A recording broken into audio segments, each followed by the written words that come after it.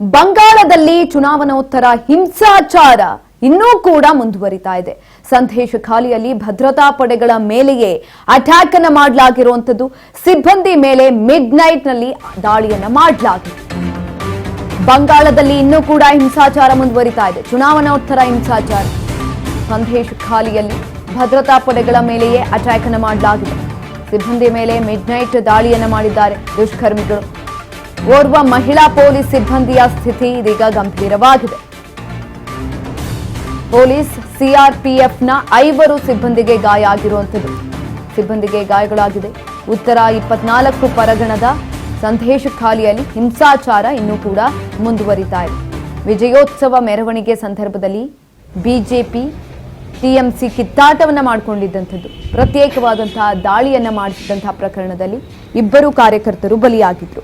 ಭದ್ರತೆಗೆ ನಿಯೋಜಿಸಲಾಗಿದ್ದಂತಹ ಸಿಬ್ಬಂದಿಯ ಮೇಲೂ ಕೂಡ ಈ ಒಂದು ಸಂದರ್ಭದಲ್ಲಿ ಅಟ್ಯಾಕ್ ಅನ್ನ ಮಾಡಲಾಗ್ತಾ ಇದೆ. ಇನ್ನೂ ಕೂಡ ಸ್ಟಾಪ್ ಆಗಿಲ್ಲ, ಮುಂದುವರಿತಾ ಇರುವಂಥದ್ದು. ಬಂದೂಕು, ಕಚ್ಚಾ ಬಾಂಬ್ಗಳನ್ನ ಬಳಸಿ ಕಿಡಿಗೇಡಿಗಳು ಇನ್ನೂ ಕೂಡ ದಾಳಿಯನ್ನ ಮಾಡ್ತಾನೆ ಇದ್ದಾರೆ. ಹಿಂಸಾಚಾರ ಅನ್ನೋದು ಸ್ಟಾಪ್ ಆಗ್ತಾ ಇಲ್ಲ.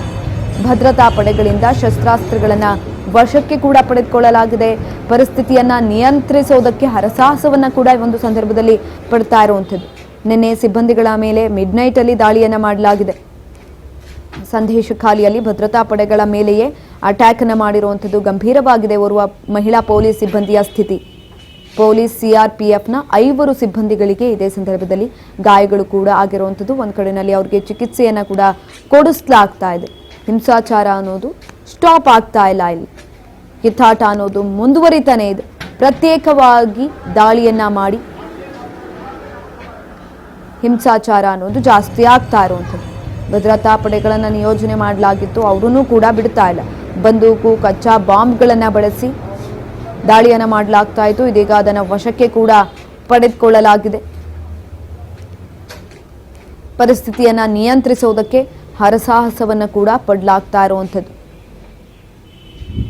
ಪಶ್ಚಿಮ ಬಂಗಾಳದಲ್ಲಿ ಹಿಂಸಾಚಾರ ಭುಗಿಲೆದ್ದಿದೆ. ನಿರಂತರವಾಗಿ ನಡೀತಾ ಇರುವಂಥದ್ದು.